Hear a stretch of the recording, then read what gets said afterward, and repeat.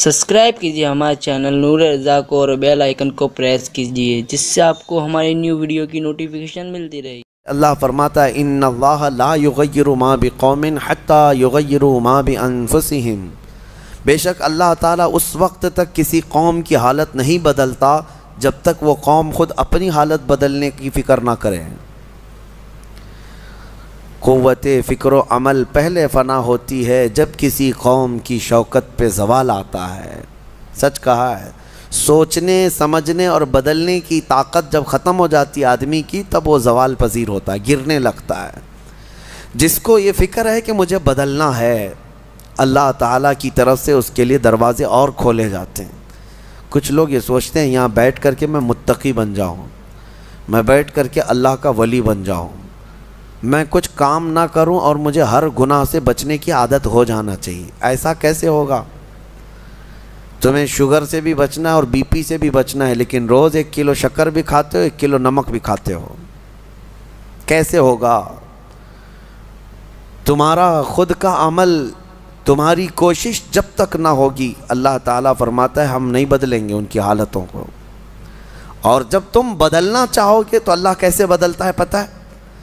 اللہ اکبر، حدیث قدسی ہے، اگر تم ایک بالش بڑھ کر کے آؤ گے، اللہ فرماتا ہے 10 قدم بڑھ کر کے تجھے لے لے گا۔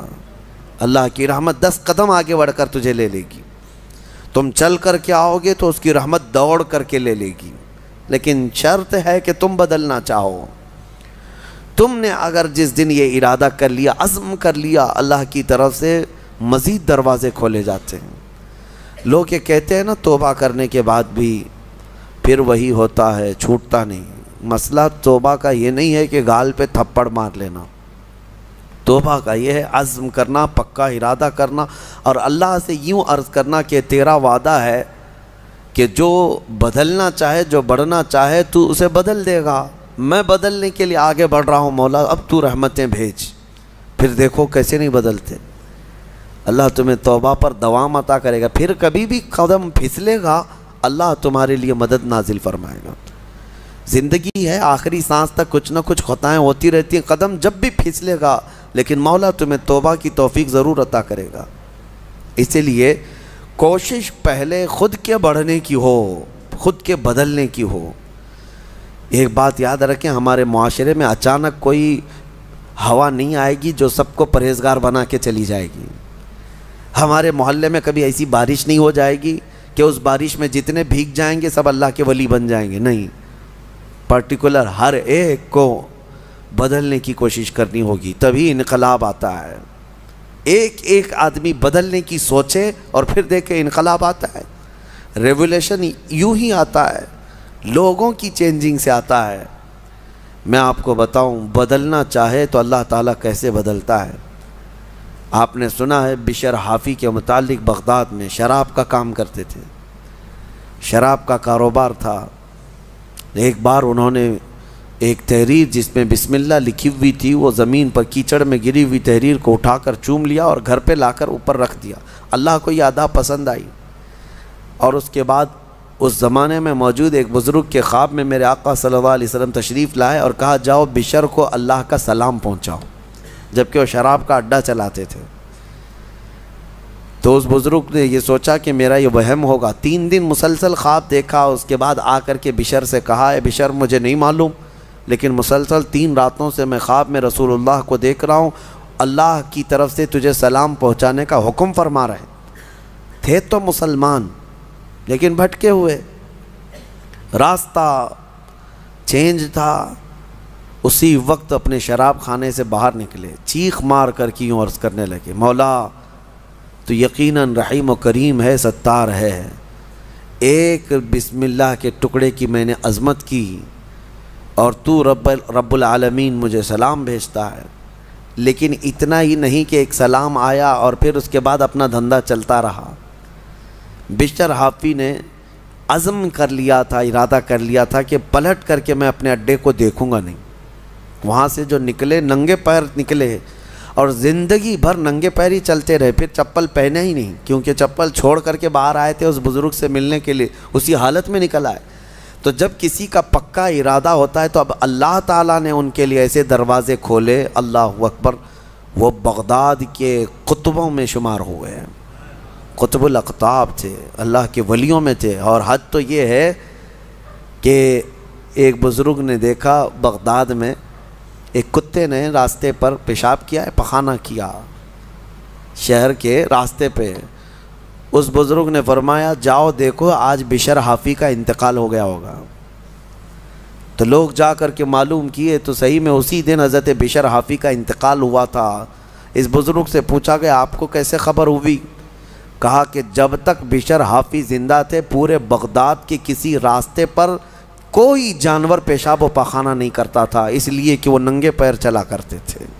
اللہ نے ہر راستے کو ان کے لیے پاک کر رکھا تھا۔ یہ ہے رحمت الہی، جب بدلنا چاہے بندہ مولا اس کے پیروں کو بھی چلنے کے لیے پاک راستے عطا کرتا ہے۔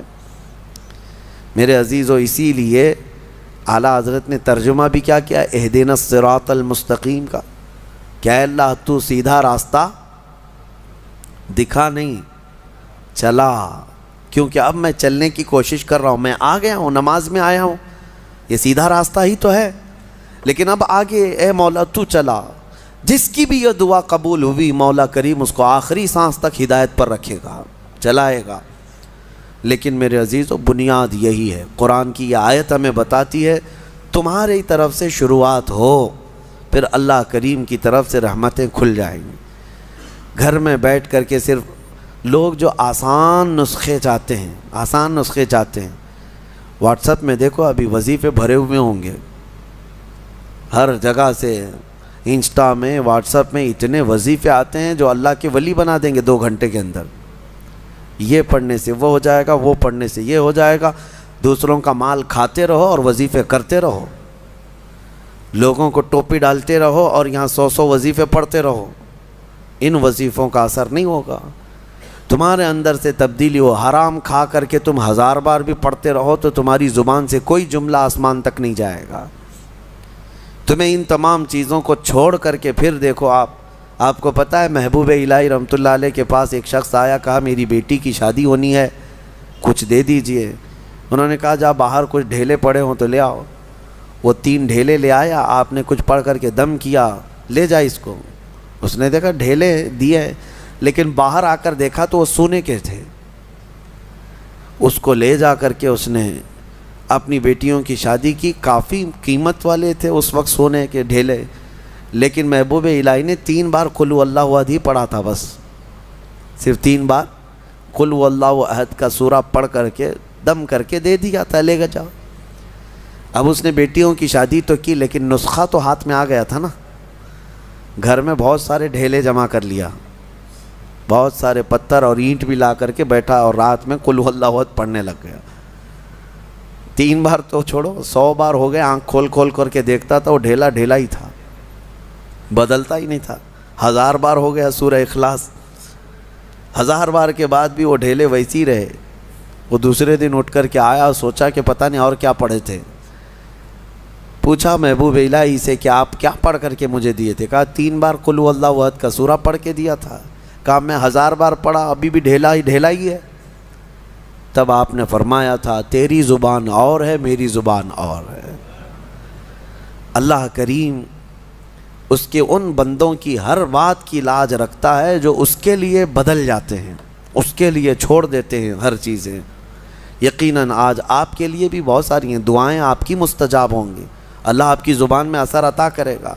اس کے لیے کچھ چیزیں چھوڑنے کی کوشش کرو، اس کے لیے کچھ نہیں بلکہ بہت ساری چیزیں چھوڑنا ہے۔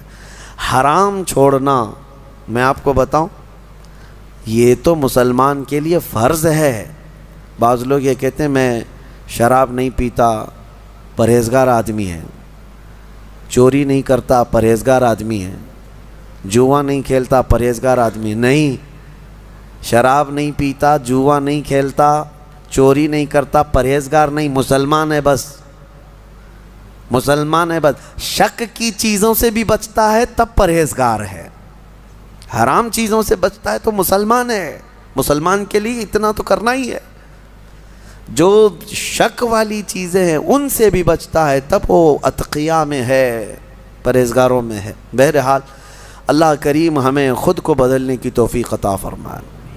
آج پوری امت کے لیے یہ چیز ہے، پوری امت کے لیے۔ کاش ہمارا یہ پیغام ہر نوجوان تک پہنچے جو شب قدر میں اور جمعہ کی بھیڑ میں اور نہ جانے کتنی راتوں اللہ کی بارگاہ میں دعا کرتے رہتے ہیں، اے اللہ امت پر رحم فرما دے۔ ٹھیک ہے، دعا ہونی چاہیے، لیکن کیا صرف اور صرف ہم دعا کرتے رہیں اور اپنے آپ کو کبھی نہ بدلیں؟ کبھی نہ بدلیں؟ جتنے لوگ اس بھیڑ کی دعا میں شامل ہوتے ہیں تو پھر وہ اپنے آپ کو تبدیل کیوں نہیں کرتے؟ اللہ کی بارگاہ میں مانگ کر تو جاتے ہیں بھیک، فجر میں نہ نمازوں میں ان کا کوئی شمار ہے، نہ پھر رمضان کے احترام میں ان کا کوئی حصہ ہے۔